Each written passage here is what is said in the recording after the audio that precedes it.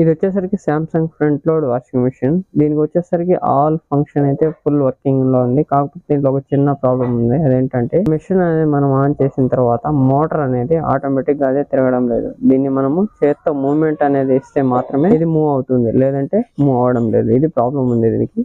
కాకపోతే దీనికి ఈ ప్రాబ్లం కోసం మేము ఫస్ట్ వచ్చేసరికి మోటార్ అనేది చేంజ్ చేసి చూసాము. బట్ అయినా సేమ్ ప్రాబ్లం. మళ్ళీ ఏం చేసాము, మళ్ళీ వైరింగ్ కిట్ ప్రాబ్లం ఉంటుందని చెప్పి వైరింగ్ కిట్ అయితే మార్చి చూసాము. ఎందుకంటే వైరింగ్ కిట్ మధ్యలో ఏదైనా డ్యామేజ్ ఉన్నా ఇలా అవుతుందని చెప్పి వైరింగ్ కిట్ అనేది చేంజ్ చేసి చూసాము. అయినా ఇలానే ఉంది. తర్వాత PCB అనేది రీప్లేస్ చేసాం.